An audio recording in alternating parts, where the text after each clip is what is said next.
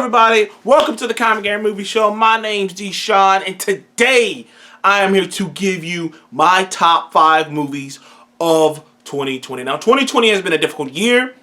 There's a lot of movies that I thought would be on this list that aren't on this list. In fact, there's a couple movies I haven't even seen yet. But,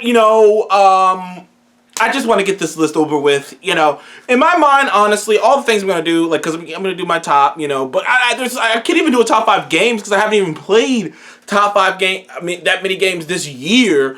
I guess Valhalla, Cyberpunk.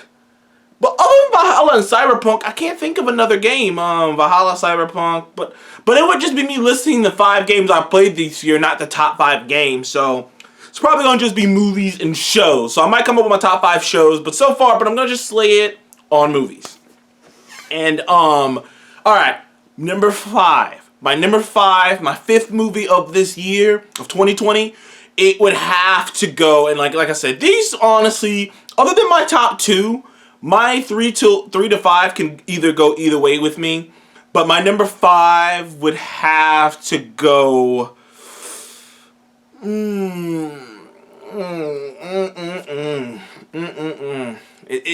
Like I said, it's a kind of a boiling thing for me. But my number 5 would have to go to Enola Holmes. Enola Holmes was a fun movie. I really enjoyed that movie. It was a Netflix original movie, and to me, it was the one that stood out. One of the ones that stood out. There's another one on this list. It was one of the movies that stood out to me.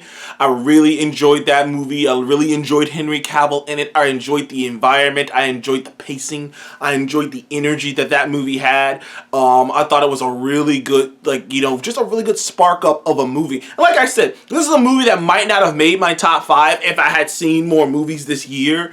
But in the limited amount of movies I saw this year, this movie was definitely something that stood out to me. I enjoyed it. I believe I gave it like an 8.5 to a 9 when I scored it. And I gotta admit, I had a great time with Enola Holmes. And number 4, Bad Boys for Life. I thought Bad Boys for Life was probably the best action movie of this year. It's probably one of the best... what's the word? It's the best. Crazy enough, Bad Boys for Life is the best rated of the entire Bad Boy franchise, which means it's one of the first movies ever to have, they've done that a lot. You have, Live Free or Die, Live Free or Die Hard. You got, the Jurassic World. They've got a lot of that stuff where, a franchise stays dormant for a while and comes back, and you're like, is it gonna work? Is the old tricks enough to satisfy? And usually the answer is no. Even with Jurassic World, as much money as it made a bunch of money. At the time, it was the 3rd highest grossing film of all time. It beat Avengers when Jurassic World came out, and that was a huge deal. But no one thought that movie was on par with Jurassic Park. Bad Boys for Life not only was a great action movie, brought back Martin Lawrence, because Martin Lawrence has been away for quite a long time and he hasn't really done a lot. Brought back Martin Lawrence, and him and Will Smith's chemistry was so good. It was funny, it was action-packed, and it did world building better than I ever thought. Like that movie, I was like, holy shit, this movie's doing world building? I was like, when did Bad Boys get into world building? It does. I'm telling you, it's great, man. As far as action movies go, and like I said, I ended up walking out of that movie just having a ball. I watched it with my mom. I told my mom I was gonna take her to see it because me and her both love the Bad Boys, both 1 and 2.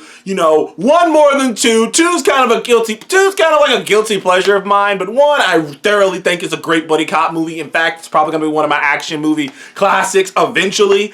But Bad Boys for Life, it was a treat, man. It was a treat. It had me all nostalgic. It had me emotional. I love that movie, man. I really did. I just had a great time with it. Literally, I didn't think I could have that good. I did, and I was dreading it because I was like, this is gonna suck. I was like, oh, what are you guys doing? It's been so long. A lot of people didn't, but Michael Bay didn't do this one, so maybe that's why it was so good. But yeah, my number 4 has to be Bad Boys for Life. My number 3, and it's kind of one of those things where over time, like I said, I haven't seen a ton of movies this year. So it kind of started to kind of like, you know, wiggle itself out and kind of go, okay, well, this has to be your, like, so, like, it's a movie that I saw, and initially when I saw it, I gave it an 8. And I was like, you know what? I'm probably going to see better movies than this, and this movie's probably going to get an honorable mention, but now it's on the list. My number 3 is The Invisible Man.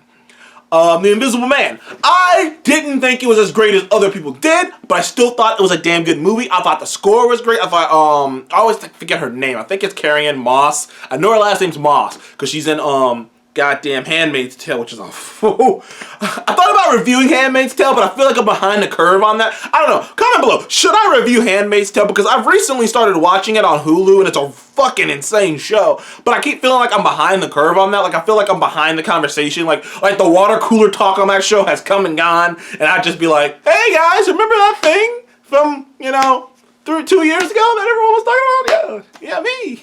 Like, I don't want to be that guy, so, like, I haven't talked about it. I mean, granted, I guess I did a review of Longmire, so. But anyways, she's great in this. I mean, the vibes of this movie, the score of this movie, the way this movie plays with sound, the way this movie plays with just everything, plays with you don't know if he's there or not. You think he's there, maybe he's not. The way this movie plays with those things is just amazing. Like I say, I have my complaints about this movie, but overall, this movie did bring something different to 2020 than maybe any other movie in 2020. It was a different vibe. Like I said, the movie, sure, were there some logical things, because you can go back and look at my review of The Invisible Woman. There were some logical things I had a problem with. But overall, the good far outweighs the bad in this case. Invisible Woman is my number 3 movie of this year. My number 2 movie, which I will be putting out the review for this movie before I put this top 5 out, was Ma Rainey's Black Bottom. The last role by Chadwick Boseman. I don't want to get too much into it here because I want to put my review of it out before I put this out. But Ma Rainey's Black Bottom was it's not a biopic. It's almost like a fly on the wall. It's almost like a fly on the wall for just something that Ma Rainey, who's this famous blues singer, known as the mother of blues, the mother of blues in the earliest century, the 1920s. And she was this, amazing musician who, was known for having an authority over what went on and how things happened, because she knew the kind of power that she had. And it stars Viola Davis and Chadwick Boseman in 2 groundbreakingly amazing spots. I saw this movie a couple days ago, and I was just like, the thing is, the movie only has one flaw. And that's that it's based off of a play, so it has a play vibe. Like, literally, the whole thing basically takes place in one location, and a couple locations in the same spot. So it does have a play vibe to it. Like when you're watching it, you can see it, you can feel it. Like, okay, this is kind of a play. You can tell it's a play. Like honestly, now I know what to look out for now whenever I see a movie based off of a play, because you can just feel it. You can tell. You can go, you know what? Like, I can tell, like, because, you'll come across the same spots over and over again, and you're just like, okay, it's because it's a play, and they have limited areas, so they got limited, limited things that, put out there. But like I said, I think the performances from Chadwick Boseman and Viola Davis in that movie alone were so damn great. I mean, it was captivating. Chadwick Boseman was so good in this movie. Like I said, I'm going to put my review of this movie out first, but I'm just going to let you know, Chadwick Boseman was so damn good in this movie, it almost made me cry. Because it just made me realize what we lost, and the fact that he was such a good actor, and he had so many more performances like this to give that we won't get to see.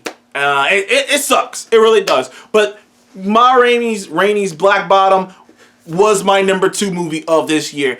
And this is gonna be the first year that I don't have a Marvel thing on there. But it's almost by default, Like I was gonna because I can tell you right now, I was already planning on putting I was pretty sure that 2 Marvel movies were gonna be on there, because Eternals and Black Widow were coming out. I was like, oh well, I could just kinda almost, check that in, and it's not biased, because I didn't put Captain Marvel on my top 5 last year, so it's obviously not me being completely biased. But I was ready for that. So this is going to be the first year ever of my top 5 list that it doesn't have a Marvel movie included. My number 1 movie, and you're probably wondering, where is it? By the way, I gave Ma Rainey's Black Bottom a 10, and there's another movie I gave a 10. My top two has to be has to be the one movie that I reviewed with Seth and gave a 10 to, and that's Soul. Yes, Pixar's Soul is my #1 movie of this year. I think it's far and away the best movie of this year. I think it's not really close. I mean, maybe it's close because there's a bunch of other movies I haven't seen. I have not seen. There's a bunch of movies I haven't seen. Like I said, there's a bunch of foreign movies I haven't seen. There's a lot of people talking about this movie called No Man's Land by Deborah Chow. I don't really know that movie because she's doing the Eternals. So I was like, Deborah Chow, No Man's Land, what is she doing? Candyman was supposed to come out this year. I thought I was gonna love that too. All the Marvel stuff was supposed to come out. There's a lot of shit. Mission Impossible and goddamn James Bond was supposed to come out. Like, there's a lot of movies. Like, this top 5 could have been completely different. If the year had turned out the way that I thought it would, I could tell you maybe one of these movies would have made, maybe 2 of these movies, Soul and Rainey's Black Bottom. All the other movies probably wouldn't have made it. I'm just gonna go out on a limb and say I was penciling in at least one Marvel movie. I was penciling in that I was gonna enjoy, you know, one of these other movies, these big movies that were gonna come out to the degree that it was gonna make it in there. But Soul's my #1. I loved it. I absolutely love Soul. And I've seen a lot of pushback on it, which I'm going to make a video on separately. Because some of the pushback on Soul, while I don't completely disagree with you on it, some of it's like, wow, like that's the complaint. It's like, some of it's kind of like, man, you can't really please people. But I digress. I love Soul. Jamie Foxx and Tina Fey were great in it. The rest of the voice cast were great in it. The animation was amazing. The score was great. The message was powerful. I mean, there's like, oh man, everything about that movie. It was funny. It was, you know, heartfelt. It was sad. Soul just is. It was a great movie. I don't know what to tell you. Soul was the shit. It was the shit, man. It was the shit. And like I say, see some people kind of push back on Soul. Like, and there's this weird like tinge of people right now who are like, no. It's not as good as, you know, Up, Inside Out, or Toy Story, you know, Toy Story 3, or, you know, A Lion King. It's like, whoa, man, like, that's the bar. Like, it's great. Like, literally, there's a chunk of people who are like, it's great, but it's not, like, great. But what the fuck does that mean? So, like, Soul's the only movie I don't know. Like, Soul is the opposite of Wonder Woman. With Wonder Woman, there's people going, hey, you know, it's not as bad as you're saying it's out to be. And with Soul, it is like people people are like, it's not good, but it's not as bad as you. And then with Soul, people are like, well, it's great, it's good, but it's not as great and good as you're saying it is. It's like, and when you're on that side of things, when people have to openly admit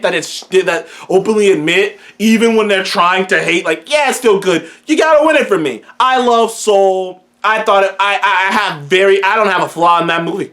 I personally don't. I personally don't have a single flaw in that movie. I love Soul. Soul is my #1 movie of this year. Thank you guys for joining the Comic Game Movie Show. Please remember to like, subscribe, and comment below. Put your top 5 movies of this year down below. What's your favorite movie of this year? What's your #1 movie of the year? Please comment it below. Let me know, and I will see you guys in the next one. Thank you guys for joining me. The new year is coming. We're about to get the fuck out of 2020 and get right into 2021, which might be bad, but it can't be any worse. Thank you guys for joining the Comic Game Movie Show again. Please remember to like and subscribe. I'll see you in the next one.